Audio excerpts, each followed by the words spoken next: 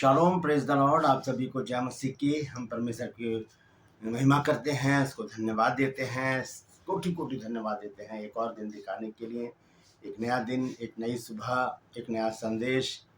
हम सब वही, लेकिन परमेश्वर की इच्छा, परमेश्वर के काम फिर से नए होते चले जाते हैं। आज एक और नया दिन परमेश्वर ने हमें दिया है ताकि हम उसके वचन के ऊपर मनन कर सकें। और आज का संदेश जो है वो हम सभी के लिए है, बहुत ही महत्वपूर्ण संदेश है। और इस संदेश से आज हम सीखेंगे, आज हम इस बात को जानेंगे कि क्या हम जीवित हैं या जीवित रहते हुए मरे हुए हैं। बहुत महत्वपूर्ण संदेश है, गंभीर मसला है ये, क्योंकि बहुत से क्रिश्चियंस, बहुत से मसीही आज इसी प्रकार का जीवन जी रहे हैं। तो आज एक मोटिवेशन मैसेज है, इसे ज़रूर सुने, पूरा संदेश सुने और इसे शेयर भी करें। मैं पास्टर राज मैसी आपके सम्मुख उपस्थित हूँ एक नए संदेश के साथ। और आपने देखना शुरू किया मेरा यूट्यूब चैनल, जिसका नाम है ब्रदर राज मैसी। यदि अभी तक आपने मेरे चैनल को सब्सक्राइब नहीं किया है तो अभी सब्सक्राइब कर लीजिए, बेल आइकन को दबाइए ताकि नोटिफिकेशन आपके पास पहुंचे। नया वीडियो, नई जानकारी बिना व्यवधान, बिना रुकावट आपके पास पहुंच जाए। मेरे वीडियोस को लाइक कीजिए, शेयर कीजिए और कमेंट्स बॉक्स में आकर मुझसे ज़रूर बातचीत कीजिए। Praise the Lord. आज का संदेश है, आपको ये बताना है, संदेश नहीं, आज का जो सवाल है, ट्रू पर्स में जो आज का सवाल है, आपको बताना है, क्या यीशु मसीह ने सिर्फ यहूदियों के लिए अपना लहू बहाया उनके पापों के छुटकारे के लिए? हाँ या नहीं? जानते हैं तो कमेंट्स में लिख दीजिए, नहीं तो डिस्क्रिप्शन में आपको इस सवाल का जवाब मिल जाएगा। और यदि आप हमारे बाइबल स्कूल से 1 साल का कॉरेस्पॉन्डेंस कोर्स करना चाहते हैं तो इस नंबर पर मुझे व्हाट्सअप मैसेज कीजिए, कॉल मत कीजिएगा, मैसेज कीजिए और लिखिए कि मुझे BBS कोर्स करना है। BBS मतलब बेसिक बाइबल स्टडी। उसी समय आपको पूरी जानकारी दे दी जाएगी। जल्दी कीजिए, 15 अगस्त लास्ट डेट है आवेदन करने की और 14 सितंबर से क्लासेस स्टार्ट हो जाएंगी। पत्राचार कोर्स है, आपको घर बैठे करना है, कहीं नहीं जाना। हम बाई पोस्ट आपको बुक्स भेजेंगे जो आपको स्टडी करनी है, बाकी सारी बातें आपको समझा दी जाएंगी। Praise the Lord. आइए छोटी सी प्रार्थना करते हैं, फिर वचन में चलेंगे। प्रभु जी, मैं धन्यवाद देता हूँ आज की सुबह दिखाने के लिए और विनती करता हूँ प्रभु, आज के वचन को भी शेयर करने में मेरी मदद सहायता कर। मेरे होठों को, मेरे दिल दिमाग को छूकर ब्लेस कर। मेरी आत्मा, मेरा शरीर तेरे ही कब्जे में रहे, ताकि बोलने वाला मनुष्य नहीं बल्कि तेरा आत्मा हो। जो भी गुण भेद की बातें आज के वचन में छिपी हैं वो हम पे प्रकट करना, ताकि हम उन बातों को जाने और उन्हीं के अनुसार अपने जीवन को व्यतीत करें। जितने भी लोग आज इस वचन को देख रहे हैं, सुन रहे हैं, सब पर मैं तेरी आशीष बोलता हूँ प्रभु। हर एक को आशीषित कर, हर एक की रोग, बीमारी, चिंता, परेशानी को अपने सामर्थ्य नाम के द्वारा दूर कर दे। यीशु नासरी के नाम से मांगते हैं, आमीन। Praise the Lord. तो आइए आज के संदेश को शुरू करते हैं। आज संदेश है, क्या हम जीवित हैं? क्या हम जीवित हैं? ये बहुत महत्वपूर्ण सवाल है। इस सवाल को समझने के लिए और इस सवाल का जवाब पाने के लिए हमें बाइबल को थोड़ा सा देखना पड़ेगा, गहराई से, गंभीरता से, कि बाइबल इस हिस्से पर क्या कहती है। क्योंकि कुछ आयतें, कुछ पद बाइबल में ऐसे हैं जो ऐसा लगता है कि जो लिखने वाला है, चाहे दाऊद हो, चाहे यशा हो, कोई भी हो, लिखने वाला है वो कुछ और बात हमको समझाना चाहता है। तो मृत्यु और जीवन, ये दोनों हमारे साथ साथ चलते हैं। जैसे अगर जीवन संसार की सच्चाई है, यीशु मसीह ने कहा मार्ग, सत्य और जीवन में, तो मृत्यु भी एक सच्चाई है। वो एक एक्सपायरी डेट है मनुष्य की, जो आएगी ही आएगी, उसका आना लाजमी है, क्योंकि शरीर नाशवान है, इसे नाश होना जरूरी है। क्योंकि सबोपदेशक 12 अध्याय के 7 पद में परमेश्वर का वचन हमें बताता है कि मिट्टी जीव की तो मिट्टी में मिल जाएगी और आत्मा जिसे परमेश्वर ने दिया है वो परमेश्वर के पास लौट जाएगी। तो इसी संदर्भ में हम देखेंगे मृत्यु और जीवन के बीच में जो हम अपने जीवन को व्यतीत कर रहे हैं वो कैसा जीवन है। तो आइए इस संदेश को हम शुरू करेंगे, क्योंकि यीशु मसीह ने कहा, लूका रचित सुसमाचार 20 अध्याय और उसका 38 पद, वहाँ लिखा है कि परमेश्वर तो मुर्दों का नहीं, जीवितों का परमेश्वर है और उसके निकट सब जीवित है। ये बहुत महत्वपूर्ण संदेश है, बहुत महत्वपूर्ण आयत है। यहाँ पर प्रभु यीशु मसीह कहते हैं कि प्रभु परमेश्वर जो है वो जीवितों का परमेश्वर है, ना कि मुर्दों का।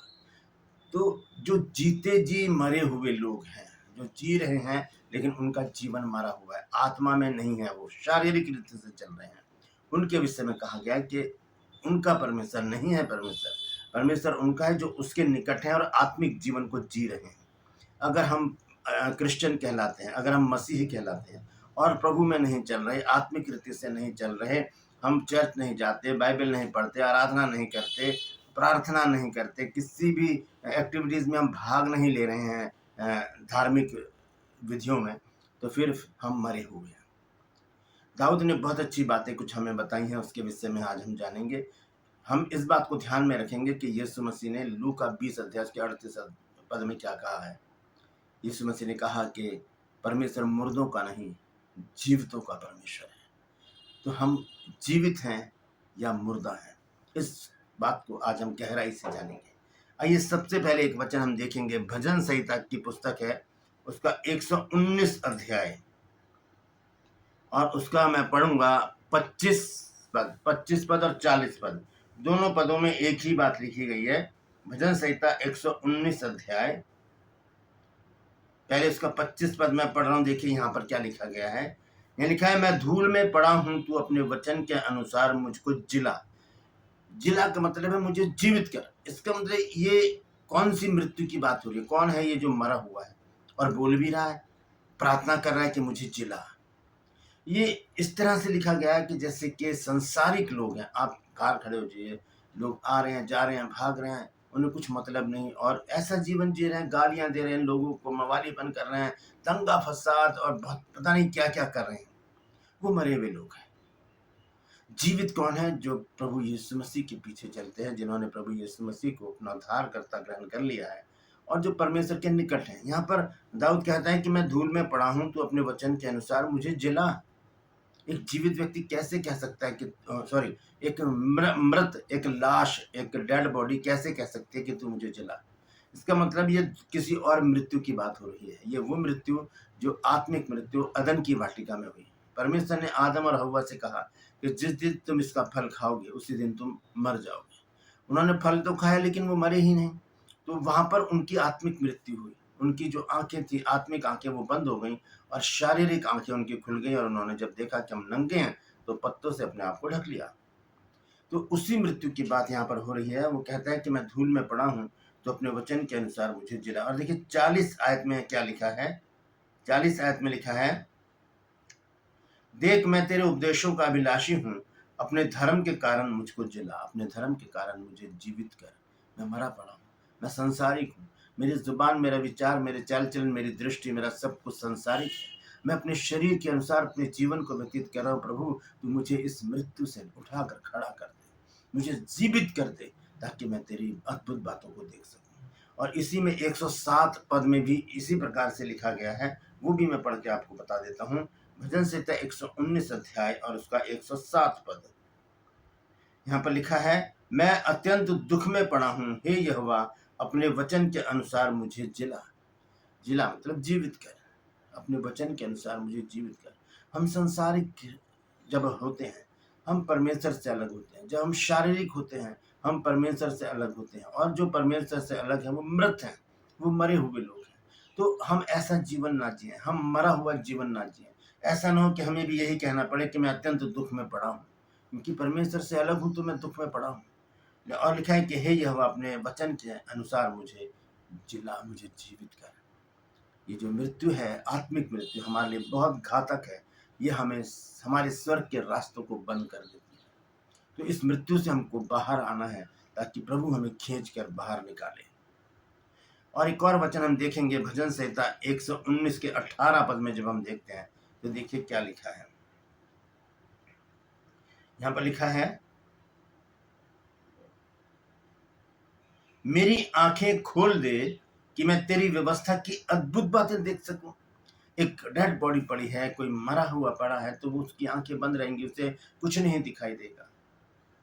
यहाँ पर दाऊद कहता है कि मेरी आंखें खोल दे, मुझे कुछ भी दिखाई नहीं दे रहा, मैं तो मृतक के समान हूँ, मुझे जिला, मेरी आंखें खोल, ताकि मैं तेरी व्यवस्था की अद्भुत बातों को देख सकूं जो मुझे अभी नहीं दिखाई दे रही हैं।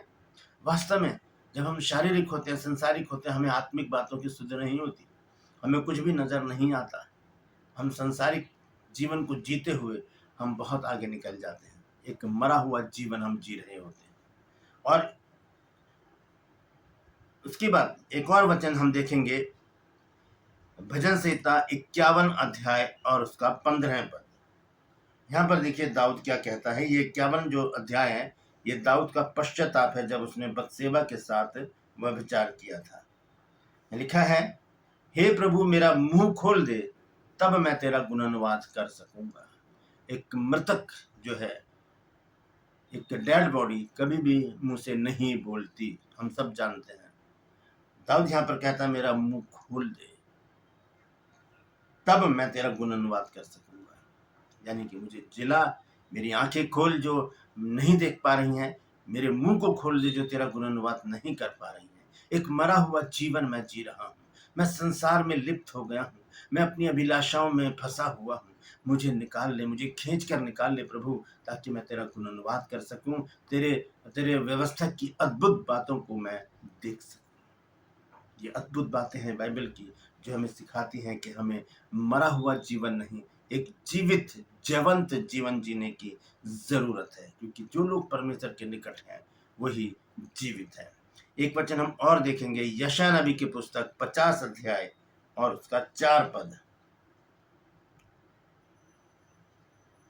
यहाँ पर देखिए यशायाह नबी की पुस्तक में क्या लिखा है।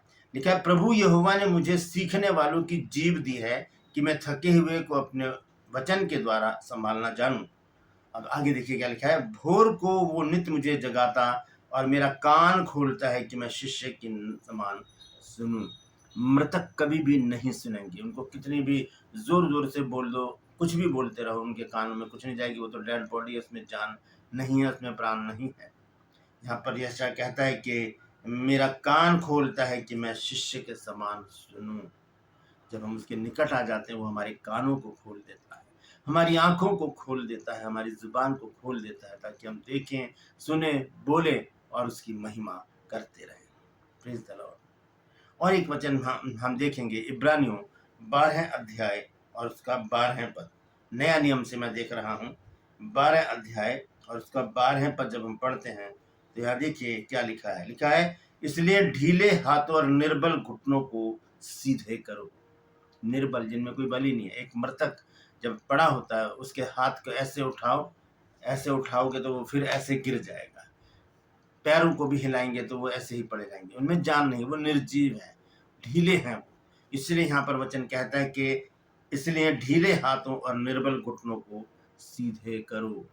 यानी कि सीधे खड़े होकर हम परमेश्वर की महिमा करने वाले बन जाए। हालेलुया।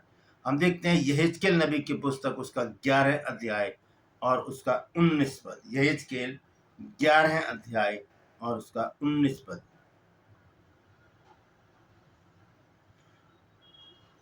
और मैं उनका हृदय एक कर दूंगा और उनके भीतर नई आत्मा उत्पन्न करूंगा और उनकी देह में से पत्थर का सा हृदय निकाल कर उन्हें मांस का हृदय दूंगा। ये हृदय पत्थर का कब बन जाता है?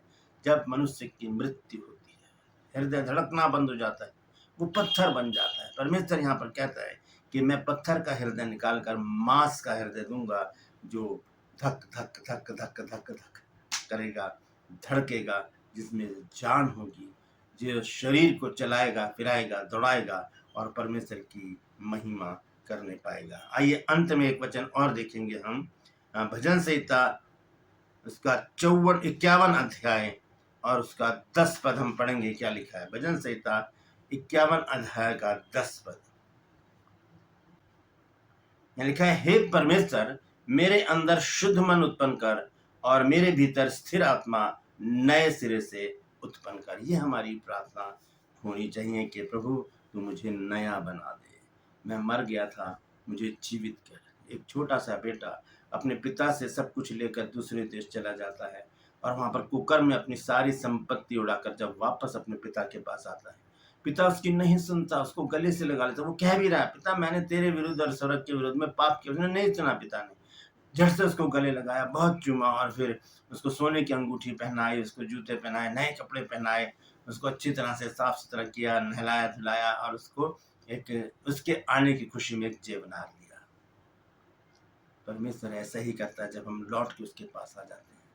वो हमें जिस तरह उसके पिता ने कहा कि ये मर गया था फिर जी गया है, ये खो गया था मुझे मिल गया है, हम कहाँ खो गए हैं?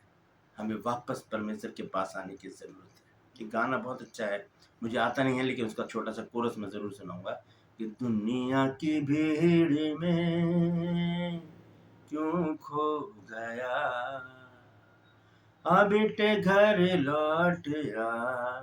क्योंकि संसार जो है वो हमें अपनी डुगडुगी पर नचाता है। हम संसारिक होकर एक मरा हुआ जीवन जी रहे होते हैं, और जब हम ऐसा जीवन जी रहे होते हैं तब हम कहते हैं, मुझे जिला मेरी आँखें खोल दे, मेरे कानों को खोल दे, मेरे हाथों को पैरों को चलना सिखा, और मेरे अंदर शुद्ध मन और पवित्र आत्मा, नई आत्मा नए सिरे से उत्पन्न कर। हम ये प्रार्थना करते हैं और फिर परमेश्वर हमारी सुनकर हमें नया बना देता है। फिर हम दौड़ते हैं, भागते हैं, परमेश्वर की महिमा करते हैं, और परमेश्वर हमें ऊंचे स्थान पर खड़ा कर देता है। Praise the Lord. इस प्रकार से एक मरा हुआ जीवन अगर हम जी रहे हैं तो आज ही प्रभु के निकट आ जाएं। लूका 20:38 में प्रभु यीशु मसीह ने कहा कि जो लोग परमेश्वर के निकट हैं वो ही जीवित हैं, क्योंकि परमेश्वर मुर्दों का नहीं जीवितों का परमेश्वर है। तो हम कब तक एक मुर्दा जीवन जिएंगे? हम जीवित होकर परमेश्वर की महिमा कर सकते हैं, मरने के बाद हम कुछ भी नहीं कर सकते। आइए अंत में एक वचन मैं पढ़ूंगा, उसके बाद मैं समाप्त करूंगा। भजन संहिता 30 अध्याय और उसका 9 पद लिखा है, जब मैं कब्र में चला जाऊंगा तब मेरे लहू से क्या लाभ होगा?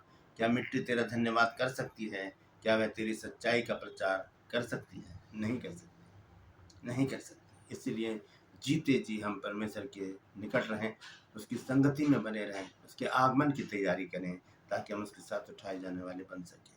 क्योंकि मरने के बाद हम परमेश्वर की महिमा नहीं कर सकते। अभी हमारे पास समय है कि अपने होठों को खोलकर अपने शरीर के द्वारा हम परमेश्वर की महिमा करें। Praise the Lord. परमेश्वर इन वचनों के द्वारा हम सबको आशीष दे। यदि आज आपने कुछ नया सीखा है तो कमेंट्स में ज़रूर लिखिए और इस वचन को शेयर कीजिए, ताकि और भी लोग इन बातों को जान सकें। ट्रूपर्स में आज का सवाल है, आपको बताना है कि क्या यीशु मसीह ने सिर्फ यहूदियों के पापों के लिए अपना लहू बहाया? यदि जानते हैं तो कमेंट्स में लिख दीजिए, नहीं तो डिस्क्रिप्शन में आपको सवाल का जवाब मिल जाएगा।